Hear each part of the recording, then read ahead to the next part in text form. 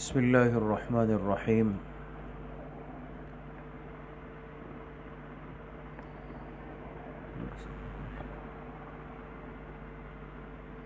تعلیم then course سال دوم تفسیر قرآن کریم کا سبق شروع ہو رہا ہے۔ تمام طالبات اپنے اپنے قرآن کریم اور کاپیاں کھول لیں۔ سورہ رحمان شروع ہوئی تھی اور اس کی 13 آیتیں الحمدللہ ہو چکی ہیں۔ آج انشاءاللہ آگے پڑھتے ہیں۔ اعوذ باللہ من الشیطان الرجیم، بسم اللہ الرحمن الرحیم۔ خلق الانسان من صلصال كالفخار وخلق الجان من مارج من نار فبأي آلاء ربكما تكذبان۔ صدق اللہ العظیم۔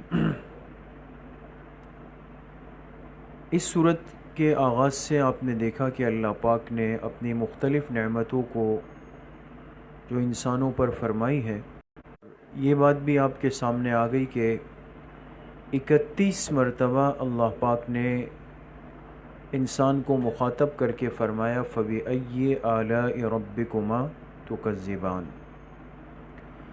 اب پہلے اپنی نعمتیں یاد دلائی، ذکر کی، اور پھر اپنی ان نعمتوں کے شکر کی طرف متوجہ فرمایا۔ تو انہی نعمتوں کو مزید آگے اللہ پاک بیان فرماتے ہیں۔ خلق الانسان من صلصال کالفخار، ترجمہ لکھیں، سنیں۔ اسی ذات نے انسان کو پیدا کیا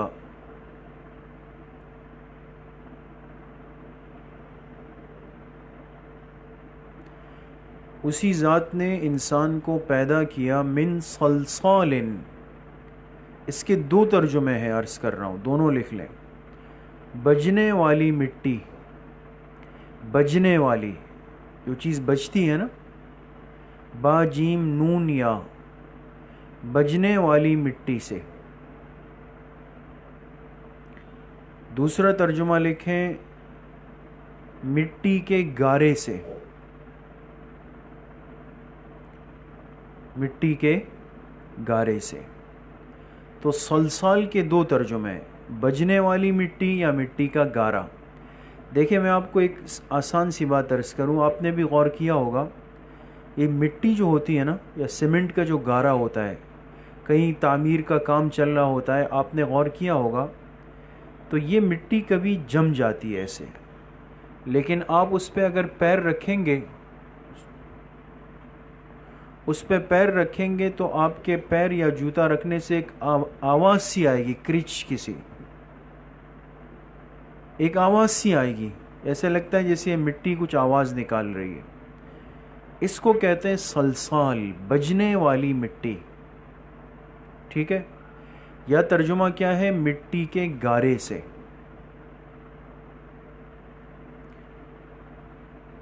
کل فخار، جیسے کہ ٹھیکری، جیسے کہ ٹھیکری، ٹھیکری، ٹا دو چشمی ہاں، یا کاف را اور چھوٹی یا، ٹھیکری۔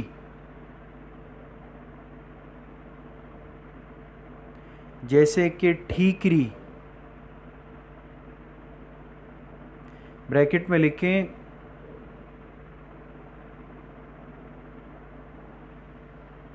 بھٹی میں پکا ہوا سرخ پتھر، بھٹی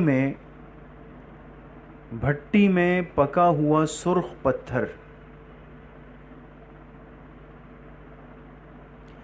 دیکھیں ہمارے ہاں تو کراچی کے ماحول میں اینٹیں بنتی ہیں نا، سیمنٹ ہے کالے رنگ کا اس سے، لیکن آپ کبھی سفر میں یا پنجاب وغیرہ یا دوسرے علاقوں میں اینٹیں لال کلر کی ہوتی ہے، اور اطراف شہر میں بھی بعض جو ذرا کمزور سی کچی آبادیاں ہوتی، آپ دیکھیں لال کلر کی اینٹیں ہوتی ہیں، لال سرخ اینٹیں، یہ بھٹی میں پکائی جاتی ہے اینٹیں. تو جو اینٹیں بھٹی میں پکتی ہیں یہ سرخ رنگ کی ہوتی ہے، اور اس کو کہتے ہیں ٹھیکری. ٹھیکری، اور عربی میں اس کو کہتے ہیں فخار. سمجھ میں آ گئی؟ ترجمے کو ذرا توجہ کے ساتھ سنیں اور لکھیں. اب دوبارہ میں ترجمہ کر رہا ہوں. خلق الانسان من صلصال کالفخار، اسی ذات نے انسان کو پیدا کیا بجنے والی مٹی یا مٹی کے گارے سے، جیسے کہ ٹھیکری.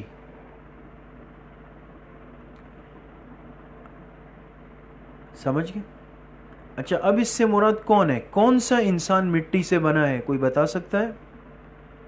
جی، حضرت آدم علیہ الصلاۃ والسلام. نیچے لکھیں فائدہ. انسان سے مراد انسان اول، انسان سے مراد انسان اول یعنی حضرت آدم علیہ الصلاۃ والسلام ہے. انسان سے مراد انسان اول یعنی حضرت آدم علیہ الصلاۃ والسلام ہے. آگے چلیں. وَخَلَقَ الْجَانَّ مِن مَّارِجٍ مِّن نَّارٍ، اور اسی ذات نے پیدا کیا جنات کو. ایک ترجمہ یہ کہ جان سے مراد ہے جنات. دوسرا ترجمہ لکھیں جنوں کے باپ کو. جنوں کے باپ کو. اسی ذات نے پیدا کیا جنات کو، یا دوسرا ترجمہ کیا ہے؟ جنوں کے باپ کو.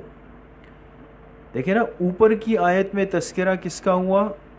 انسانیت کے باپ کا، حضرت آدم علیہ الصلاۃ والسلام. اور اس آیت میں تذکرہ ہوا جنات کے باپ کا، اس کو جان کہتے ہیں.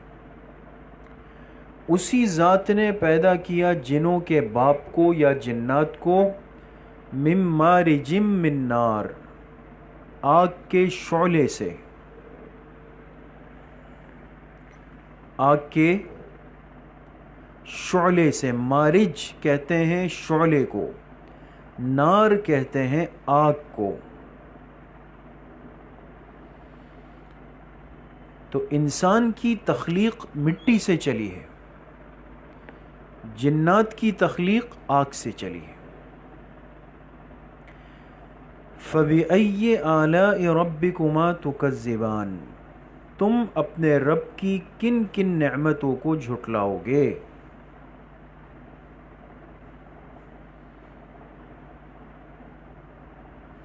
تم اپنے رب کی کن کن نعمتوں کو جھٹلاؤ گے؟ رب المشرقین و رب المغربین، وہ رب ہیں دونوں مشرقوں کا. وہ رب ہے دونوں مشرقوں کا. بریکٹ میں لکھیں باعتبار گرمی اور سردی کے. باعتبار گرمی اور سردی کے. وَرَبُّ الْمَغْرِبَيْنِ، اور وہ رب ہے دونوں مغربوں کا.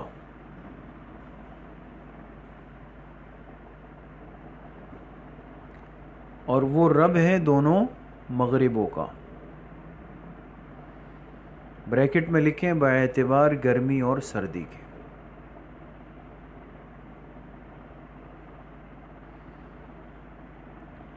سمجھ گئے؟ اب یہاں تھوڑی سی بات کو سمجھیں. پہلے زبانی سمجھ لیں، پھر میں آپ کو لکھواتا ہوں مختصر سا. دیکھیں دنیا میں کتنی سمتیں ہیں، کتنے اطراف ہیں؟ 4. سب کو پتہ ہے ایک مشرق ہے، ایک مغرب ہے، ایک شمال ہے اور ایک جنوب ہے. 4 طرف ہے نا انسان کے، مشرق، مغرب، شمال اور جنوب.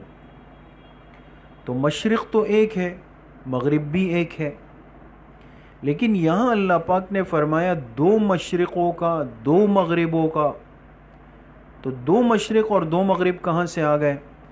آپ کو بریکٹ میں ایک جملہ لکھوایا. یہ جو ہم بریکٹ میں لکھواتے ہیں نا، اس کو ہلکا مت لیں کبھی بھی، اس سے بہت سارے مسئلے حل ہو جاتے ہیں ان مختصر الفاظ سے.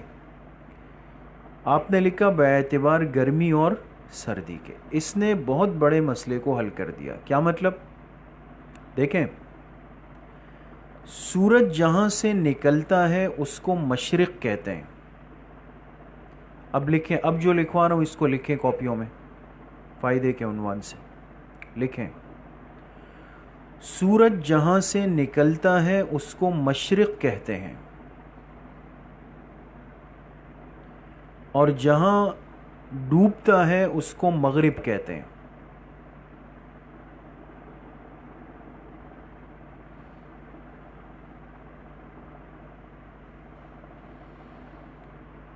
لیکن موسم کے اعتبار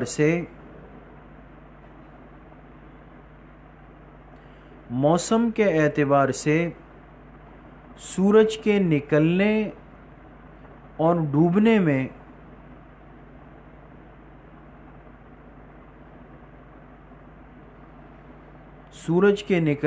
ڈوبنے میں جگہ کے اعتبار سے تھوڑا فرق آتا ہے.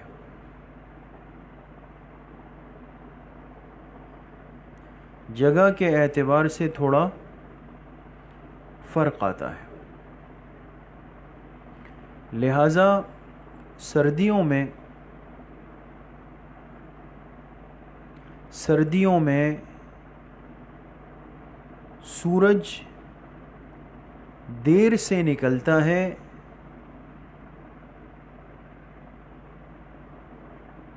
اور جلدی ڈوبتا ہے. آپ دیکھیں نا، آج کل سردیاں شروع ہو رہی ہے، دیر سے نکلتا ہے، فجر کی نمازیں 6:15 پہ آ گئی اور جلدی ڈوبتا ہے 5:50 پہ مغرب کی نماز. تو دیر سے نکل رہا ہے سورج اور جلدی ڈوب رہا ہے. جبکہ گرمی کے موسم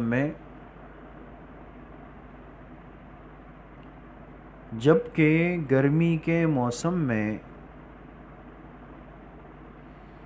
سورج جلدی نکلتا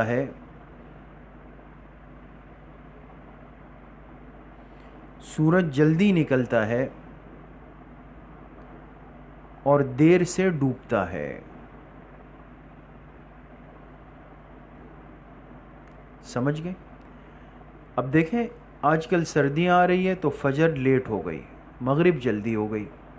گرمیوں میں اس کے اپوزٹ ہو جائے گا، الٹ ہو جائے گا، فجر بہت جلدی ہو جائے گی، مغرب بہت لیٹ ہو جائے گی.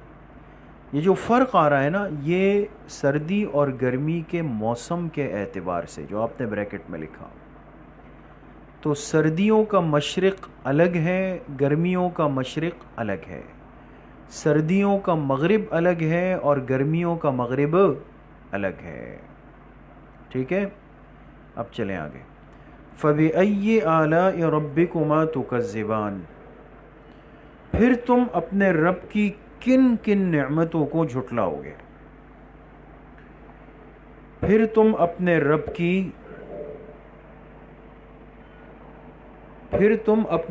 کی کن کن نعمتوں کو جھٹلاؤ گے.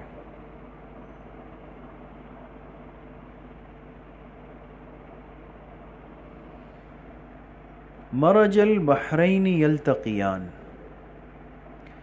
اسی ذات نے بہا دیے 2 سمندر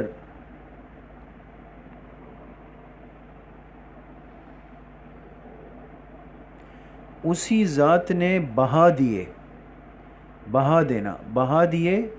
البحرین 2 سمندر، یلتقیان جو آپس میں ملتے ہیں.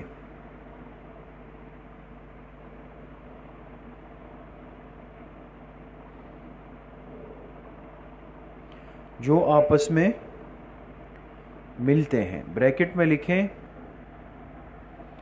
میٹھے پانی کا اور کھارے پانی کا.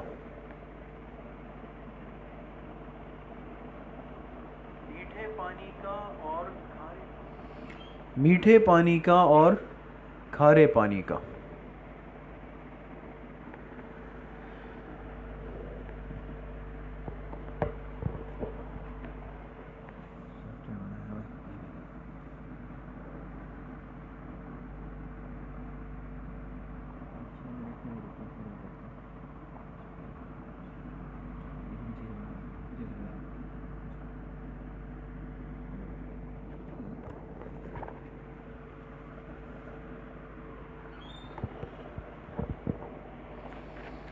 میٹھے پانی کا اور کھارے پانی کا. دیکھیں اللہ پاک فرما رہے دو سمندر یعنی دو قسم کے سمندر. ایک سمندر کا پانی میٹھا ہوتا ہے, ایک کا پانی کھارا ہوتا ہے. دونوں اللہ نے بہا دیے تو ظاہر سی بات ہے پانی ہے, کہیں نہ کہیں جا کر آپس میں مل جاتے ہیں. لیکن بینہما برزخن, ان دونوں کے درمیان ایسا پردہ ہے, ان دونوں کے درمیان ایسا پردہ ہے لا یبغیان, کہ یہ ایک دوسرے پر تجاوز نہیں کر سکتے.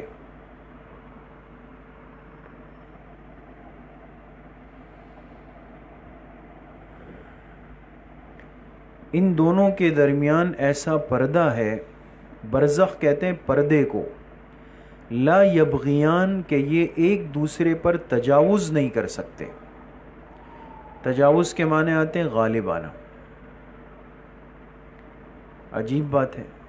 اب دیکھیں تھوڑی سی بات سنیں. دنیا میں جتنی بھی لیکوڈ چیزیں ہیں, سیال پانی کی شکل میں, آپ نے دیکھا ہوگا, مستورات اس کام سے زیادہ واقف ہیں, کہ گھر میں آپ نے شربت بنانا ہے. مثال کے طور پہ مہمان آ گئے, آپ سے کہا گیا بھئی روح افزا کے 2 گلاس شربت بنا دے. آپ کیا کریں گے؟ پانی لیں گی, اس پانی میں آپ روح افزا کا شربت ملائیں گی. روح افزا کا رنگ کیا ہے؟ سرخ ہے نا. آپ بتائیں پانی بھی بہنے والی چیز یعنی لیکوڈ ہے, روح افزا بھی شربت ہے, لیکوڈ ہے, لیکن دونوں کو جب آپ نے ملایا تو اب بتائیں کہ پانی کا رنگ باقی رہا یا وہ پانی بھی لال ہو جائے گا؟ پانی بھی لال ہو گیا. روح افزا نے پانی پر تجاوز کر دیا, اس پہ غالب آ گیا. سمجھ میں آ گئی؟ اس پہ غالب آ گیا. پانی کا اپنا اصلی رنگ باقی نہیں رہا, روح افزا کا رنگ اس پہ غالب آیا. اور اگر آپ نے اس میں دودھ ملایا, اب وہ گلابی پنک ہو جائے گا. اب دودھ نے اپنا رنگ غالب کر دیا. عقل کہتی ہے کہ دو سیال چیزیں جب آپس میں مل جاتی ہیں تو کوئی نہ کوئی رنگ غالب آتا ہے. لیکن اللہ کی شان دیکھیں کہ دنیا میں کئی مقامات پر 2 دریا آپس میں بہہ رہے ہوتے ہیں, 2 قسم کے دریا. دونوں کا رنگ الگ الگ ہوتا ہے, ذائقہ الگ الگ ہوتا ہے, لیکن مجال ہے کہ آپس میں ملنے کے باوجود ایک نے دوسرے کا اثر قبول کیا ہو.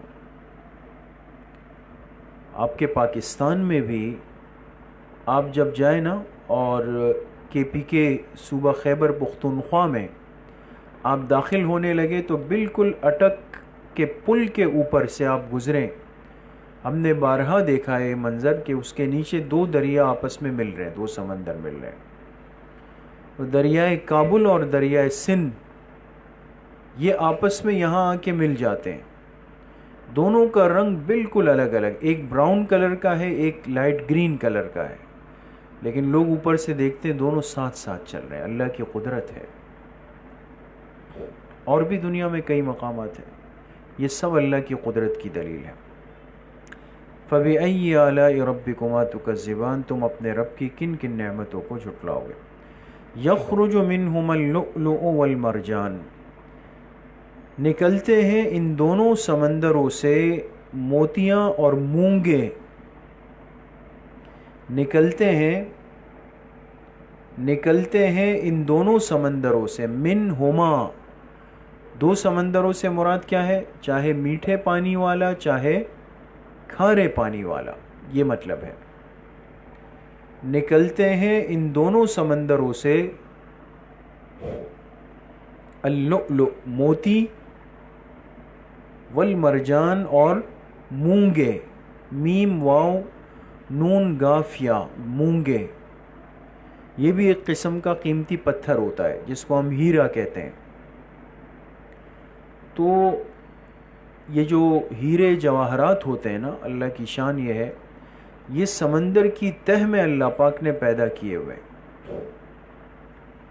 اور بعض لوگ جو تیراکی کرتے ہیں، ماہی گیر ہوتے ہیں، مچھلیاں پکڑتے ہیں، اکثر و بیشتر ان کے ہاتھ میں یہ قیمتی چیزیں آ جاتی ہیں، اللہ کی شان ہے۔ فَبِأَيِّ آلَاءِ رَبِّكُمَا تُكَذِّبَانِ، تم اپنے رب کی کن کن نعمتوں کو جھٹلاؤ گے؟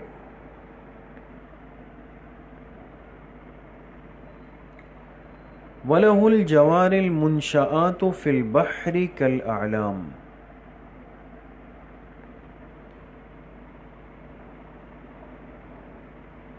اسی کے حکم سے کھڑے ہیں جہاز سمندر میں، اسی کے حکم سے کھڑے ہیں الجوار، جوار کہتے ہیں جہاز کو، جو بحری جہاز ہوتے ہیں نا، اسی کے حکم سے کھڑے ہیں جہاز فی البحر، سمندر میں، کل اعلام، جیسے کہ پہاڑ۔ آج کل جو سمندری جہاز ہوتے ہیں نا، ایک تو ہوائی جہاز ہے، سمندری جہاز بہت بڑے بڑے، اتنے بڑے کہ جس میں پوری دنیا ایک آباد ہوتی ہے، اس میں کئی منزلیں، سینکڑوں منزلیں ہیں، اس میں ہوٹل ہے، اس میں بلڈنگیں ہیں، اس میں پارک ہے، اس میں گراؤنڈ ہے، اس کے اندر سوئمنگ پول ہے، اس میں گاڑیوں کی پارکنگ ہے، اسکول ہے، سب کچھ ہے۔ یقین کریں ایسے جہاز اس وقت دنیا میں بن چکے ہیں۔ تو اتنے بڑے بڑے جہاز پانی میں کھڑے ہیں جیسے کہ پہاڑ۔ لیکن اللہ کی کتنی بڑی قدرت ہے، آپ ایک پتھر پانی میں ڈالیں سیدھا نیچے جائے گا، اس لیے کہ بھاری چیز پانی کی تہ میں جاتی ہے۔ لیکن سوال یہ ہے، یہ جہاز اتنا بڑا پانی کی تہ میں کیوں نہیں جاتا؟ یہ تیرتا ہوا آگے جاتا ہے۔ فَبِأَيِّ آلَاءِ رَبِّكُمَا تُكَذِّبَانِ، پھر تم اپنے رب کی کن کن نعمتوں کو جھٹلاؤ گے؟ پھر تم اپنے رب کی کن کن نعمتوں کو جھٹلاؤ گے؟ تو یہ رکوع پورا ہو گیا، انشاءاللہ آئندہ مجلس میں آگے پڑھیں گے۔ اچھی طرح اس کو دیکھ لیں، محفوظ کر لیں، یاد کر لیں۔ ششماہی امتحانات بھی بالکل قریب ہیں، طے ہو چکے ہیں کل، اور اعلان بھی آ جائے گا 22 نومبر بروز منگل، 22 نومبر کو انشاءاللہ آپ کا ششماہی امتحان طے ہوا ہے، بتا دیا جائے گا۔ طالبات خوب تیاری شروع کر دیں۔ السلام علیکم ورحمۃ اللہ۔